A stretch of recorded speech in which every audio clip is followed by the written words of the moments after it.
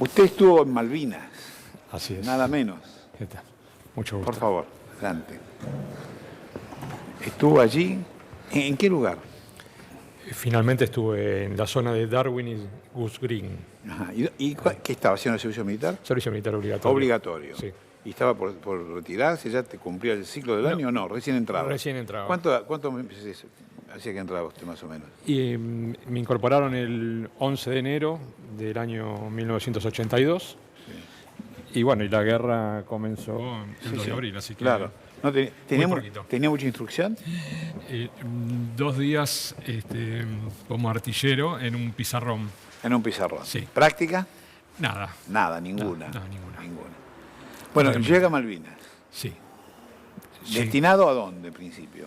Estaba en un grupo de artillería antiaérea que constaba de 6 cañones de 20 milímetros y cada cañón tenía un suboficial a cargo y 2 soldados asistentes. Son los cargadores.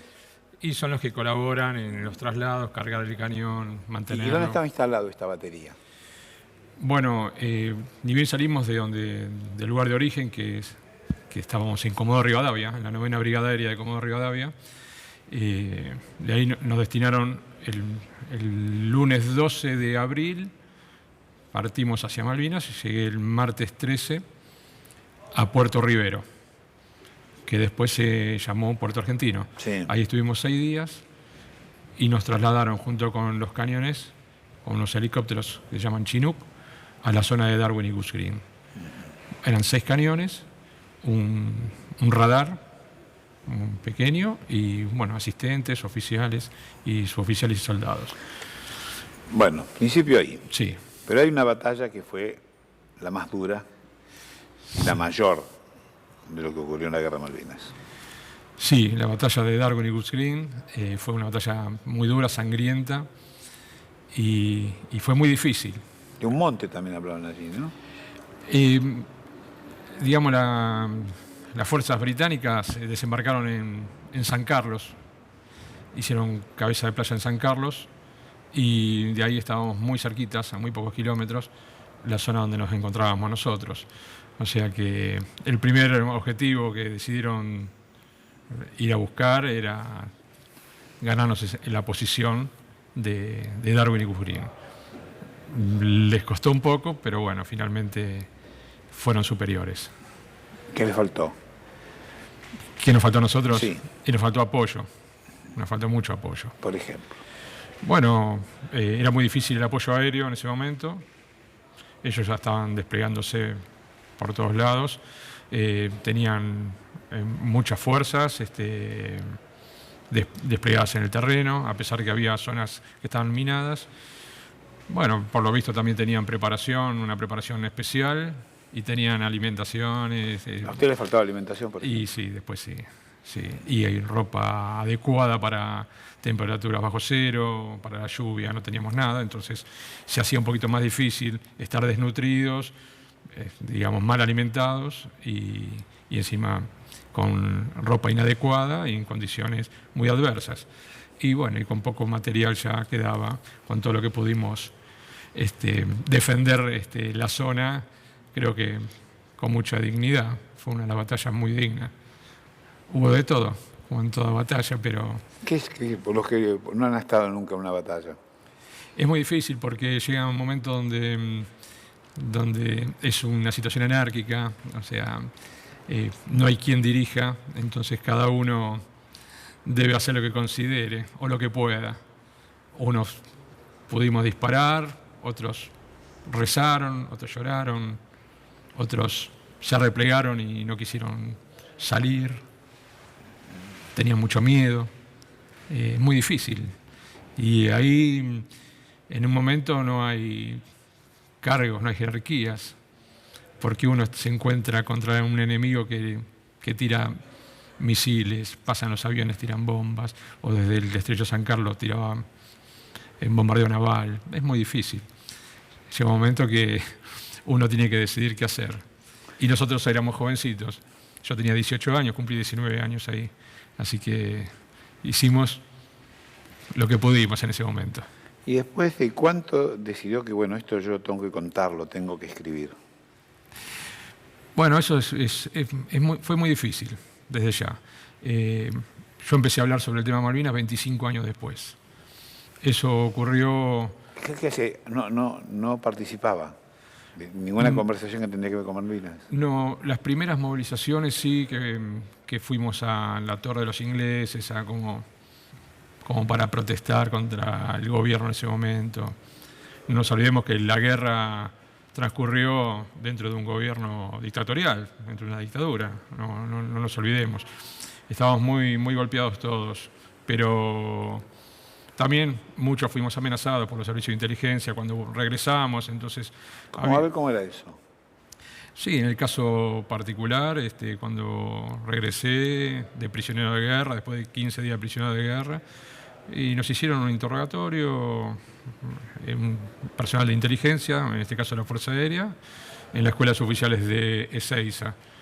Ya ingresé a esa oficina, ya está un arma arriba del escritorio. Bueno, me hicieron firmar un papel y no me permitieron leerlo. Sabían mi historia, sabían mi militancia estudiantil en el centro de estudiantes de una escuela de Aedo, ¿no? Y Palomar. Yo soy del barrio de El Palomar y Aedo.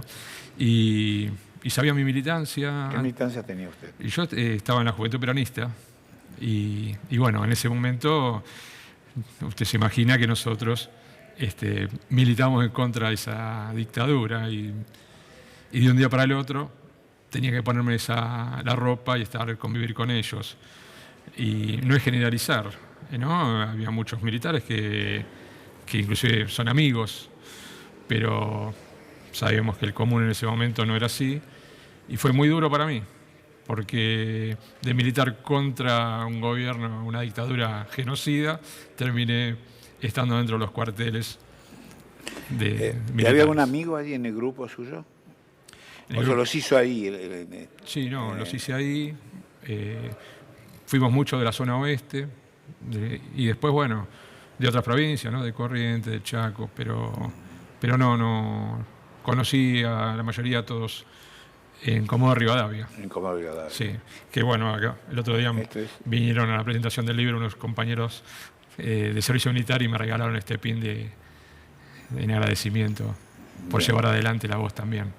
¿Y todos pudieron salir? ¿Todos pudieron salvar su vida? Del grupo nuestro, sí. Vinimos muy flacos, 14, 15 kilos menos. Muy mal vinimos, realmente. Pero bueno, uno fue llevándolo como pudo, con poca o nula asistencia de los gobiernos, ni militares, ni democráticos, no, claro. Fue muy difícil hasta el día de hoy, ¿no? Siempre se están luchando leyes para beneficiar a los veteranos de guerra o excombatientes y su entorno más íntimo, los familiares. ¿El momento más difícil que usted vivió? En la guerra tuve varios. El primer ataque británico, que fue el 1 de mayo, fue difícil porque fue sorpresivo. Nadie estaba atento a nada porque no sabíamos y llegaron... ¿No lo esperaban? No lo esperábamos. Estaban acomodando los cañones, los radares, sintonizando las radios y bueno, y entraban por sorpresa aviones Harrier británicos y bombardearon, hicieron un desastre. Y ahí una onda expansiva de una bomba me despegó del suelo unos 8 metros y caí desvanecido. Y junto con varios suboficiales técnicos de los aviones Pucará que fallecieron lamentablemente. Y bueno, y ahí hicieron un listado de los fallecidos y me pusieron a mí en el listado de fallecidos. ¿Lo pusieron usted ahí? Sí. Me pusieron, parecía como caído en combate y yo no estaba enterado. Me enteré un tiempo después y bueno, todos los problemas que tuve cuando regresamos y quería hacer algún trámite como... Figuraba como fallecido. Claro, como fallecido. Entonces fue un problema. Pero para un pibe de 18 años, sí. 19, estar allí ante ese cuadro de compañeros, de gente que está con uno tantos días, pasándola mal, y que de golpe, bueno, salvé mi vida. A lo mejor porque me desmayé. Sí. A lo mejor. Bueno, Pero otros que a lo mejor no. no pudieron. ¿Qué Sí. pasa ahí? Bueno, ese mismo día falleció un compañero nuestro de la 9ª Brigada que se llama Héctor Bordón, en Puerto Argentino. Estaba en la carpa donde dormían y le cayó una bomba en la carpa y murió. Y ese tipo de cosas son impredecibles. En el caso nuestro hubo bombardeos navales, aéreos, nos pasó de todo, pero durísimo. Y bueno, pudimos salvarnos. Otros lamentablemente no. Hay muchos caídos también ahí, en Darwin y Goose Green, que terminaron siendo enterrados en una fosa común con honores militares británicos y argentinos. O sea, es muy doloroso todo eso. Y bueno, y después, ¿no? Lo que siguió después de la guerra. ¿Qué siguió después de la guerra? Y la posguerra, principalmente, sí, que es durísima. Y bueno, ya llevamos 37 años de posguerra y muchos suicidios. De muchos combatientes. Sí, más de 500 excombatientes suicidados. Casi todos los días fallece uno. ¿Y su familia? Bueno, mi familia sufrió mucho. Mi mamá se enteró un mes después que yo estaba en la guerra, no le querían decir.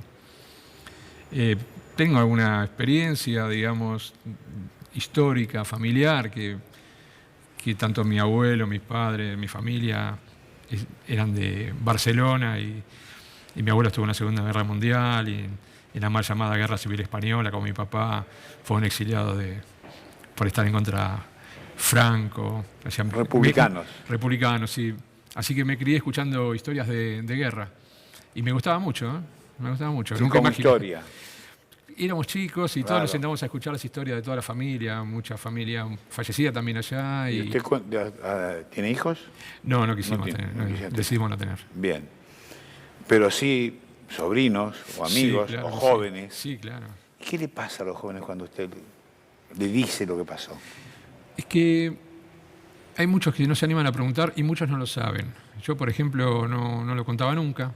Hice en Argentina 3 carreras universitarias y la mayoría no sabía que yo había estado en la guerra, se enteraban muchos años ¿Qué después. carreras hizo? Bueno, hice licenciatura en Educación Física y Deportes, soy licenciado en Administración Pública y soy politólogo también. Así que, y algún posgrado que hice en la Universidad de Barcelona que tiene que ver con la gestión. Bueno, me preparé para salir también de todo eso, me preparé para trabajar salir, y para... ¿no? Fue duro salir, ¿no? Sí, yo creo que nunca se sale plenamente porque hay momentos de mucho bajón, son épocas difíciles, ¿no? Uno se siente como que no es escuchado, uno no pide mucho, pero es difícil.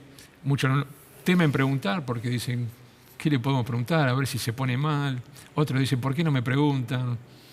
Y bueno, uno trata de buscarle una salida, algunos se quedan muy encerrados, otros buscan seguir con la causa Malvinas, ir a las escuelas, a malvinizar. ¿Usted va a la escuela? Sí, voy a las escuelas y a las universidades a dar charlas, a mostrar algún cortometraje que hicimos con Jorge Sonsini y con Diego Lápiz, que tiene que ver con la posguerra, con la intención de tratar de evitar, en todo caso, que se sigan suicidando veteranos de guerra. Un cortometraje que Coco Sil hizo de veterano de guerra muy gentilmente. Se puso la camiseta de un excombatiente y bueno, y todo lo que estuvimos haciendo es más que nada para los entornos familiares y de amigos, de compañeros del trabajo, de la universidad, del barrio, que sepan que nosotros tenemos, digamos, ese estrés postraumático está latente en nosotros. Y a veces no entienden por qué muchos reaccionamos por ahí ante una pequeñez, por ahí reaccionamos mal, otros no. Pero bueno, no lo sabemos. ¿Volvió a Malvinas? No volví a Malvinas, no, realmente no. Volví ahora que estuve sumergido, digamos, en una trinchera muy barrosa para escribir el libro que escribí sobre la batalla. Por eso le puse Malvinas, la batalla de Darwin y Goose Green, en donde centralmente no hablo de la guerra en sí, de la batalla en sí. O sea, traté de buscar el antes, el durante y el después de la guerra. O sea, ¿Qué le pasa a un hombre, en definitiva? Claro. Que si es hombre, rápidamente, digamos. Después de esa experiencia, a los Y 19 bueno, años, yo tenía una experiencia. maduramos. Claro. Maduramos mucho. Y fue muy difícil hacerlo. Y se reconoce ahí, ¿no? Era joven, ¿no? ¿Eso es en Malvinas? Es un avión, sí, un avión Pucará, que realmente teníamos muchos en Darwin y Gulf Green, había varios, y el primer ataque británico, lamentablemente, había un piloto llamado Daniel Shukik a punto de despegar con la carlina, la cúpula levantada, y le depositaron una bomba y murió, lamentablemente. Pero sí, fue muy duro, y la profesora Eliana de Rascadeta, que ahí hizo el prólogo, Sí. fue profesora mía de historia en la Universidad de La Matanza. Y las otras carreras también las hice en la Universidad de San Martín. Y ella fue la que, 25 años después de la guerra, trató de sacarme de esa trinchera y que empiece a hablar. Así que en la revista Toda esa Historia di mi primer testimonio, muy tímido, era muy difícil hablar. Y bueno, después con mi señora, que me ayudó mucho, y algunos amigos me dijeron, tenés que escribir. Hay muchas versiones oficiales que no son verdaderas. Yo los veía que no estaban bien, mal escrito apellido, lugares, situaciones. O sea, queda como una versión oficial, y yo quise poner una voz de alguien que realmente estuvo en ese lugar y no tomar como cita libros que escribieron británicos, excombatientes británicos o periodistas británicos de lo que yo viví. Ellos no estaban ahí. Entonces es muy duro tener que decir que un relato oficial argentino esté basado citando bibliografía extranjera en vez de preguntarle a los propios protagonistas.